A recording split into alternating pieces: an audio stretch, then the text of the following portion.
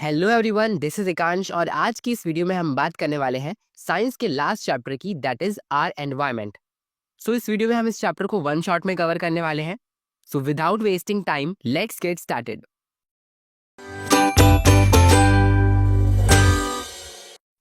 सो सबसे पहले बात करते हैं एनवायरनमेंट होता क्या है। So all the living and non living components present in the surrounding of the organisms forms an environment. यानी कि किसी भी ऑर्गेनिजम्स के आसपास जो कुछ भी लिविंग थिंग्स या फिर लिविंग कंपोनेंट्स या फिर नॉन लिविंग कंपोनेंट्स प्रेजेंट होते हैं, वही मिलकर एनवायरनमेंट का फॉर्मेशन करते हैं। फॉर एग्जाम्पल, अगर हमारे आसपास प्लांट्स हैं, वाटर है, रूम है, बिल्डिंग्स है, स्कूल्स हैं, एटसेट्रा, तो ये सारे के सारे एनवायरनमेंट का ही एक पार्ट है। सो एनवायरनमेंट में जो भी ऑर्गेनिजम्स प्रेजेंट होते हैं, फिर चाहे वो लिविंग हो या फिर नॉन लिविंग हो, ये सारे ऑर्गेनिजम्स डायरेक्टली या फिर इनडायरेक्टली एक दूसरे से कनेक्टेड रहते हैं या फिर इंटरेक्टेड रहते हैं। फॉर एग्जाम्पल, हम प्लांट्स पर डिपेंड रहते हैं और प्लांट्स हम पर डिपेंड रहते हैं। अब एनवायरनमेंट में दो कंपोनेंट्स होते हैं, बायोटिक कंपोनेंट और अबायोटिक कंपोनेंट। बायोटिक कंपोनेंट को ही हम लिविंग थिंग्स कहते हैं या फिर लिविंग कंपोनेंट्स कहते हैं, जबकि abiotic component non living components होते हैं। For example, virus, bacteria, fungi, algae, plants and animals are biotic component, जबकि soil, air, water, sunlight, rain, temperature and humidity ये सारे अबायोटिक कंपोनेंट यानी कि नॉन लिविंग कंपोनेंट्स होते हैं, यानी कि जिनके अंदर जान नहीं होती है। अब हम बायोटिक कंपोनेंट्स के बारे में और डीपली देखते हैं। सो बायोटिक कंपोनेंट्स तीन टाइप के हो सकते हैं, producers, consumers and decomposers. So producers को हम ऑटोट्रॉप्स भी कहते हैं, क्योंकि ये अपना फूड खुद प्रोड्यूस करते हैं या फिर खुद प्रिपेयर करते हैं। For example, all green plants and blue green algae can produce their own food using abiotic components, hence called producers. यानी कि जितने भी ग्रीन प्लांट्स हैं या फिर ब्लू ग्रीन एल्गी है, ये सभी अपना फूड खुद प्रिपेयर करते हैं by the help of abiotic components. Abiotic component का मतलब है एयर, वाटर, सनलाइट की हेल्प से ये अपना फूड प्रिपेयर करते हैं और इन्हीं ऑर्गेनिजम्स को हम प्रोड्यूसर्स कहते हैं। सो प्रोड्यूसर्स अपना फूड दो तरीके से प्रिपेयर कर सकते हैं, फोटोसिंथेसिस या फिर कीमोसिंथेसिस। फोटोसिंथेसिस को हम ऑलरेडी डिस्कस कर चुके हैं, जिसमें plants carbon dioxide, water, sunlight और क्लोरोफिल की प्रेजेंस में अपना फूड प्रिपेयर करते हैं, जबकि कीमोसिंथेसिस बिना सनलाइट की प्रेजेंस में होता है। सो ये ऐसे एनवायरनमेंट में होता है जहां पर सनलाइट नहीं पहुंच पाती। इस प्रोसेस में ऑर्गेनिजम्स अपना फूड बिना सनलाइट के प्रोड्यूस करते हैं। नेक्स्ट है कंज्यूमर्स। सो कंज्यूमर्स को हम हेटेरोट्रॉप्स भी कहते हैं। They consume the food either directly from the producer और indirectly by feeding on other consumers. यानी कि ये डायरेक्टली अपना फूड या फिर प्रोड्यूसर से लेते हैं, यानी कि प्लांट से लेते हैं, या फिर अदर कंज्यूमर्स को यूज करते हैं अपने फूड के लिए। फॉर एग्जाम्पल, एनिमल्स या फिर ह्यूमन बींग्स कंज्यूमर्स का एग्जाम्पल है। लास्ट है decomposers. So they feed on dead and decompose products. यानी कि ये डेड प्लांट्स या फिर डेड एनिमल्स को अपना खाना बनाते हैं। सो उन प्लांट्स या फिर एनिमल्स में प्रेजेंट जितने भी कॉम्प्लेक्स ऑर्गेनिक सब्सटेंसेस होते हैं, उनको वो सिंपल ऑर्गेनिक सब्सटेंस में ब्रेक करते हैं और उसी से अपना फूड ऑब्टेन करते हैं।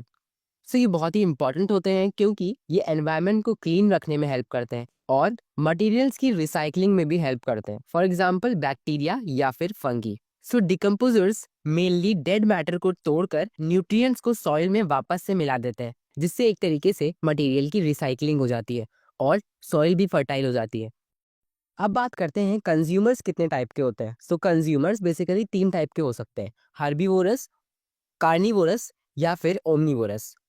सो हर्बीवोरस ऐसे कंज्यूमर्स होते हैं जो कि केवल प्लांट्स या फिर प्लांट से बने हुए प्रोडक्ट्स खाते हैं। For example, cow, sheeps, goats etcetera, ये सारे हर्बीवोरस के एग्जाम्पल हैं। जबकि कार्निवोरस एनिमल्स दूसरे एनिमल्स का फ्लैश खाना पसंद करते हैं। For example, fox, lion, tiger etcetera. और लास्ट है ओमनीवोरस। ओमनीवोरस ऐसे एनिमल्स होते हैं जो प्लांट्स और एनिमल्स दोनों को ही खाते हैं। फॉर एग्जाम्पल, बियर्स या फिर ह्यूमन बींग्स।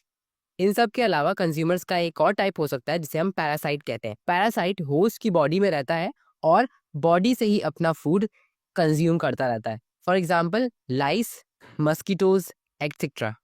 सो अब बात करते हैं इकोसिस्टम के बारे में। So all the interacting organisms in an area together with non living constituents of the environment forms an ecosystem. For example, forest, pond etcetera. यानी कि किसी भी एनवायरनमेंट में जब लिविंग ऑर्गेनिजम्स यानी कि बायोटिक कंपोनेंट्स और नॉन लिविंग कंपोनेंट्स यानी कि अबायोटिक कंपोनेंट आपस में इंटरेक्टेड रहते हैं, आपस में इंटरेक्ट करते हैं और फॉर्म करते हैं इकोसिस्टम। अब इकोसिस्टम दो टाइप्स के हो सकते हैं, नेचुरल इकोसिस्टम या फिर आर्टिफिशियल इकोसिस्टम।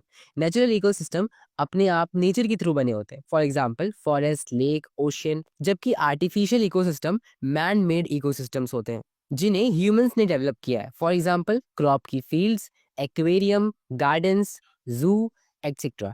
सो किसी भी इकोसिस्टम में बायोटिक कंपोनेंट्स और अबायोटिक कंपोनेंट प्रेजेंट होते हैं जिन्हें हम कंपोनेंट्स ऑफ इकोसिस्टम भी कहते हैं। सो अब हम बात करने वाले हैं फूड चेन के बारे में। So food chain is a series of organisms in which one organisms eats another organisms as food. यानी कि ये एक सीरीज होती है कई सारे ऑर्गेनिजम्स की जिसमें एक ऑर्गेनिज्म दूसरे ऑर्गेनिजम्स को फूड के लिए खाता है। फॉर एग्जाम्पल फॉरेस्ट में प्लांट्स प्रेजेंट होते हैं, इन प्लांट्स को डियर खाता है और डियर को टाइगर खाता है। तो इस तरीके से ये एक चेन बन जाती है। इसी तरीके से ग्रास लैंड वाले एरियाज में ग्रास हॉपर प्लांट्स पर फीड करता है यानी कि उन्हें खाता है, और ग्रास हॉपर को फ्रॉग, फ्रॉग को स्नेक और स्नेक को वल्चर खा लेता है। तो इस तरीके से ये फूड चेन चलती रहती है। सिमिलरली पानी वाले एरियाज में यानी कि एक्वेटिक एरियाज में यानी कि पॉन्ड्स या फिर लेक्स में प्लांट्स को स्कॉर्पियन, स्कॉर्पियन को फिश और फिश को हिरॉन यानी कि बगुला खा लेता है। सो ये कुछ डिफरेंट एरियाज में अलग अलग फूड चेन्स थी। सो यहाँ पर एक फूड चेन को ध्यान से देखो तो सबसे पहले एक प्रोड्यूसर था यानी कि एक ऑटोट्रॉप था, उसके बाद उसको एक हर्बीवोर ने खाया, देन उसके बाद उसको एक कार्निवोरस ने खाया। सो यहाँ पे फूड जो है वो कई सारे लेवल्स में चल रहा है। सो फूड चेन्स में कई सारे स्टेप्स होते हैं, इससे एनर्जी एक लेवल से दूसरे लेवल में ट्रांसफर होती है in the form of food. अब इन्हीं लेवल्स को हम ट्रॉपिक लेवल्स कहते हैं। सो किसी भी इकोसिस्टम में हम जो फ्लो ऑफ एनर्जी है उसको शो करते हैं कुछ इस तरीके से, जिसमें सबसे पहले सनलाइट है, सनलाइट प्रोड्यूसर ने लिया, फिर प्रोड्यूसर्स को हर्बीवोरस ने खाया, हर्बीवोरस को कार्निवोरस ने खाया और कार्निवोरस को भी टॉप कार्निवोरस खा सकते हैं। सो ये जो फ्लो ऑफ एनर्जी होता है फूड चेन में वो हमेशा यूनिडायरेक्शनल होता है यानी कि एक ही डायरेक्शन में चलता है। ये कभी इस डायरेक्शन में नहीं हो सकता, यानी कि कभी ऐसा नहीं हो सकता कि हर्बीवोरस ने कार्निवोरस को खा लिया। सो इसका मतलब ये यूनिडायरेक्शनल होता है यानी कि एक ही डायरेक्शन में चलता है। सो अब इन ट्रॉपिक लेवल्स को हम पिरामिड की फॉर्म में शो करते हैं जिसे हम इकोलॉजिकल पिरामिड्स कहते हैं। सो ये है एक इकोलॉजिकल पिरामिड जिसमें सबसे नीचे दिखाया गया है प्रोड्यूसर्स को, उसके बाद primary consumers, secondary consumers and tertiary consumers. Producers में आते हैं ग्रीन प्लांट्स, प्राइमरी कंज्यूमर में आते हैं हर्बीवोरस एनिमल्स जो ग्रीन प्लांट्स को खाते हैं यानी कि प्रोड्यूसर्स को खाते हैं। सेकेंडरी कंज्यूमर में आते हैं कार्निवोरस जो इन हर्बीवोरस एनिमल्स को खाते हैं। और लास्ट है टर्शियरी कंज्यूमर, ये भी कार्निवोरस ही होते हैं जो कि बाकी कार्निवोरस एनिमल्स को खाते हैं। इसको एग्जांपल समझते हैं, सपोज प्लांट जो है वो हमारे प्रोड्यूसर्स हैं, डियर प्लांट्स को खाते हैं तो डियर हो गए प्राइमरी कंज्यूमर्स, डियर को खाता है वुल्फ तो वुल्फ हो गया सेकेंडरी कंज्यूमर, एंड वुल्फ को भी खा लेता है टाइगर तो टाइगर है टर्शियरी कंज्यूमर। सो इस तरीके से हम इस चेन को, इस ट्रॉपिक लेवल्स को इस पिरामिड की हेल्प से शो कर पाते हैं। सो अब बात करते हैं flow of energy between trophic levels. So अब ये जो किसी भी फूड चेन में अलग अलग लेवल्स होते हैं जिन्हें हम ट्रॉपिक लेवल्स कह रहे थे, इनमें एनर्जी का ट्रांसफर कैसे होता है क्योंकि वो फूड खाते हैं जिससे उन्हें एनर्जी मिलती है। सो एक लेवल से एनर्जी का ट्रांसफर दूसरे लेवल में होता है as a form of food.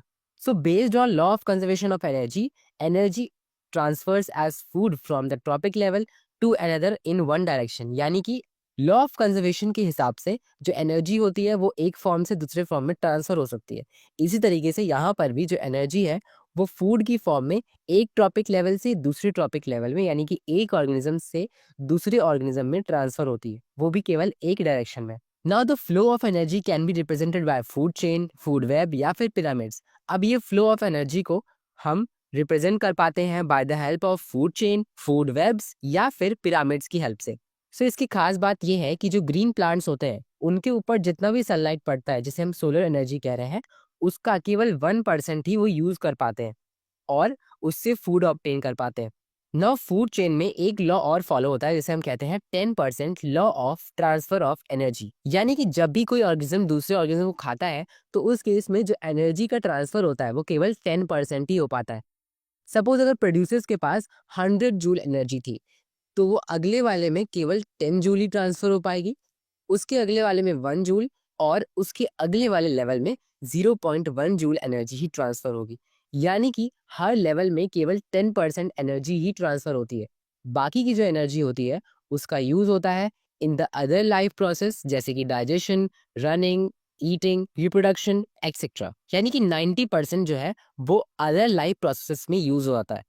यानी कि किसी भी ऑर्गेनिजम्स में 90% जो एनर्जी है वो उसकी लाइफ प्रोसेस में यूज होती है, जबकि 10% एनर्जी दूसरे वाले ऑर्गेनिज्म में ट्रांसफर हो जाती है जो उसे खाता है। सो ये जो एनर्जी है हम देख सकते हैं कि धीरे धीरे डिक्रीज होती जाती है। इसीलिए फूड चेन में केवल 3 या 4 ही ट्रॉपिक लेवल्स होते हैं।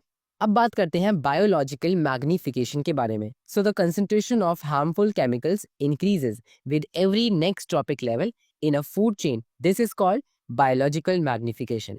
सो बायोमैग्निफिकेशन का मतलब है जैसे जैसे हम फूड चेन में ऊपर जाते हैं या फिर हर अगले टॉपिक लेवल में जाते हैं, जो टॉक्सिक सब्सटेंस होता है यानी कि जो हार्मफुल केमिकल्स का कंसंट्रेशन होता है यानी कि अमाउंट होता है वो बढ़ता जाता है। ये हार्मफुल सब्सटेंस हो सकते हैं पेस्टिसाइड्स। अब इस बायोलॉजिकल मैग्निफिकेशन को हम बायो एम्प्लीफिकेशन या फिर बायो मैग्निफिकेशन भी कहते हैं। सो इसको एक एग्जांपल से समझते हैं। सपोज किसी फार्म में प्लांट्स पर पेस्टिसाइड स्प्रे किया गया, जिससे वो पेस्टिसाइड सॉइल्स में और पानी में मिक्स हो गए। सो अब ये पेस्टिसाइड्स प्लांट्स में एक्यूमुलेट हो जाएंगे या फिर प्लांट में जमा हो जाएंगे। सो अब कुछ एनिमल्स ने इन प्लांट्स को खाया, सो उनके अंदर भी पेस्टिसाइड्स कलेक्ट हो जाएंगे, जिसके बाद अगर ये ह्यूमन बींग्स भी इस पेस्टिसाइड वाली क्रॉप्स को या फिर प्लांट्स को खाएंगे या फिर एनिमल को खाएंगे, तो ये सारे पेस्टिसाइड ह्यूमन बींग्स के अंदर चले जाएंगे। सो इस तरीके से ये जो पेस्टिसाइड्स थे या फिर जो केमिकल्स थे ये एक बॉडी से दूसरी बॉडी में ट्रांसफर होते गए। इसे ही हम बायोमैग्निफिकेशन कह रहे हैं। सो फूड चेन में जो सबसे ऊपर प्रेजेंट होते हैं उनके अंदर ये केमिकल्स सबसे ज्यादा एक्यूमुलेट होते हैं। इसी वजह से ह्यूमन बॉडीज में सबसे मैक्सिमम कंसंट्रेशन होता है इन केमिकल्स का, क्योंकि वो फूड चेन के सबसे टॉप पे प्रेजेंट होते हैं। आओ अब समझते हैं फूड वेब के बारे में। So it is interconnected food chains in an ecosystem. यानी कि ये इकोसिस्टम में कई सारी फूड चेन्स का कॉम्बिनेशन होता है जो कि आपस में कनेक्टेड होती हैं। या फिर हम ये भी कह सकते हैं कि ये एक इंटरकनेक्टेड फूड चेन्स का नेटवर्क होता है, जो ये दिखाता है कि एक ऑर्गेनिजम्स कितने और अदर ऑर्गेनिजम्स के साथ कनेक्टेड रह सकता है, डायरेक्टली या फिर indirectly. For example, deer grass को खाता है और टाइगर डियर को खाता है। इसी तरीके से ग्रास हॉपर ग्रास को खाता है, फ्रॉग ग्रास हॉपर को खाता है, स्नेक फ्रॉग को और ईगल स्नेक को खाता है। सिमिलरली ग्रास को रैबिट भी खाता है और रैबिट को ईगल खाता है। सो ये सब फूड चेन्स आपस में इंटरकनेक्टेड होती हैं। जैसे ईगल सिर्फ स्नेक को नहीं खाता, रैबिट को भी खा सकता है। इस तरह हर ऑर्गेनिज्म एक फूड वेब का पार्ट होते हैं। So in a food web one organism may occupy a position in more than one food chain. यानी कि एक फूड वेब में एक ही ऑर्गेनिजम्स कई सारी पोजीशंस को ऑक्यूपाई कर सकता है। सो अब इस फूड वेब का क्या इंपॉर्टेंस है? सो पहला इंपॉर्टेंस है बैलेंस इन इकोसिस्टम। यानी कि ये इकोसिस्टम का बैलेंस मेंटेन करता है, क्योंकि अगर एक ऑर्गेनिज्म की पॉपुलेशन कम या ज्यादा हो जाए तो पूरा फूड वेब इफेक्ट होता है। सेकंड है एनर्जी ट्रांसफर। ये दिखाता है कि एनर्जी एक ऑर्गेनिज्म से दूसरे तक कैसे फ्लो करती है।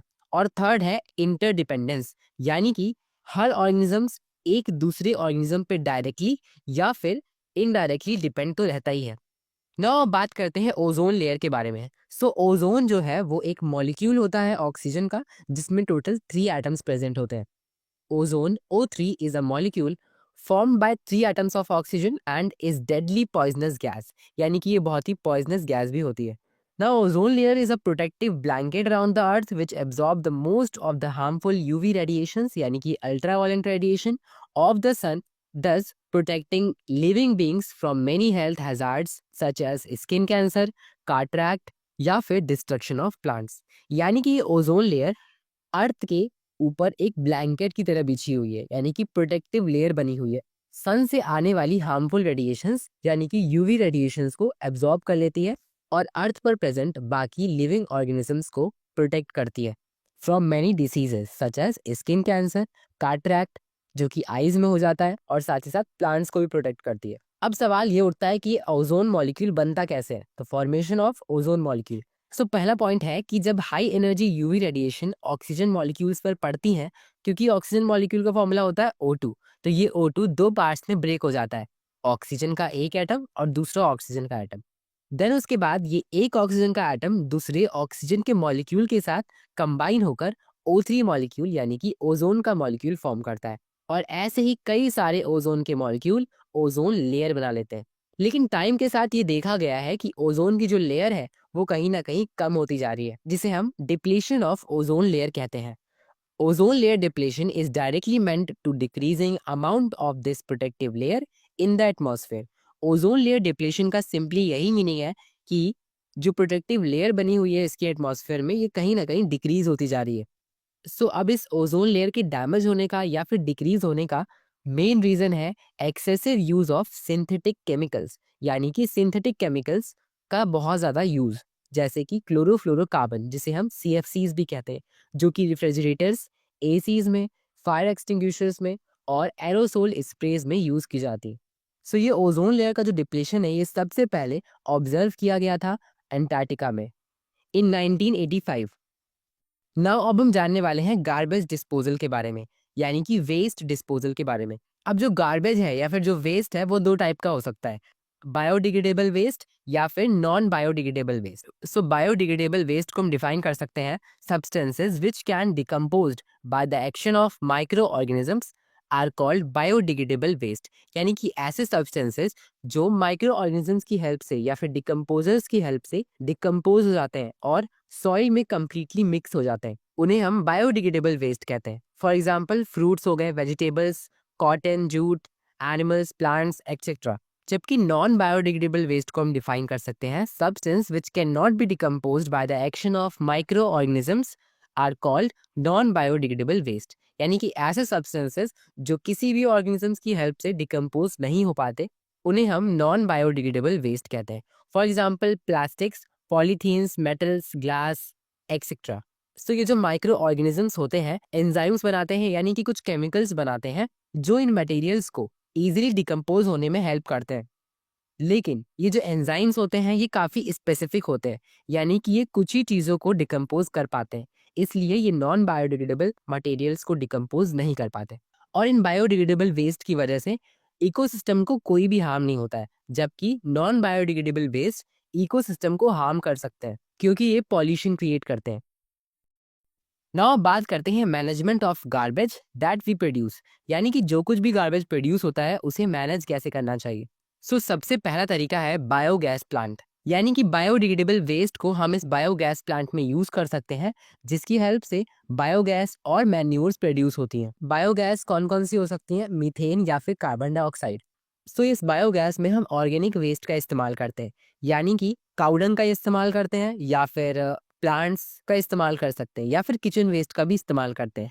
सो बायोगैस प्लांट के अंदर हम ये सारी चीज़ें डाल देते हैं, जिसके बाद इसमें से कुछ गैसेस रिलीज होती हैं, इसे हम बायोगैस कहते हैं। उसके बाद जो कुछ भी बचता है उसे हम स्लरी कहते हैं और ये as a organic fertilizer use होता है। सेकेंड है sewage treatment plant. So the drain water can be cleaned in sewage treatment plant before adding it to the rivers. So sewage treatment plant एक ऐसी जगह होती है जहां पर सारा गंदा पानी यानी कि डर्टी पानी साफ किया जाता है। ये प्लांट पानी को अलग अलग प्रोसेस के जरिए फिल्टर करता है और उसमें से गंदगी, जर्म्स और हार्मफुल केमिकल्स को अलग हटा देता है। फिर उसके बाद जो क्लीन वाटर होता है उसे रिवर्स में डाल दिया जाता है। नेक्स्ट है land fillings. The waste are buried in low lying areas and are compacted by rolling with bulldozers. So land filling के इस मेथड में गार्बेज या फिर वेस्ट मटेरियल को जमीन के अंदर दबा देते हैं। सो ये मेथड सॉलिड वेस्ट को डिस्पोज करने के लिए किया जाता है। नेक्स्ट है कंपोस्टिंग। सो कंपोस्टिंग के प्रोसेस में हम ऑर्गेनिक वेस्ट को, जैसे कि फ्रूट्स, वेजिटेबल्स, प्लांट्स एक्सेट्रा, इन सबको एक पिट के अंदर, एक गड्ढे के अंदर फेल कर देते हैं और उसके बाद इसको हम सॉइल से कवर कर देते हैं। और 3 महीने बाद ये जो गार्बेज होता है, जो वेस्ट होता है, ये मैन्योर में कन्वर्ट हो जाता है, यानी कि खाद बन जाता है। और देन उसके बाद हम इसका यूज क्रॉप्स में, फील्ड में कर सकते हैं, जो कि एनवायरनमेंट के लिए भी काफी सेफ होता है। नेक्स्ट तरीका है रिसाइकलिंग, यानी कि जितना भी नॉन बायोडिग्रेडेबल वेस्ट है जो कि डिकम्पोज नहीं हो सकता है, उसको हम वापस से अपनी लाइफ में यूज करें और उनसे नई आइटम्स बना सकते हैं। नेक्स्ट है रीयूज। रीयूज का मतलब है तो जो चीज़ हम वापस से यूज कर सकते हैं उसको हम फेंकने के बजाय वापस से यूज कर लें। फॉर एग्जाम्पल न्यूज़पेपर का यूज एनवेलप्स बनाने में कर सकते हैं। सो ये था आर एनवायरमेंट चैप्टर। सो अगर वीडियो अच्छा लगा हो तो लाइक जरूर करना, सब्सक्राइब करना और अपने फ्रेंड्स में शेयर जरूर कर देना। सो मिलते हैं नेक्स्ट वीडियो में।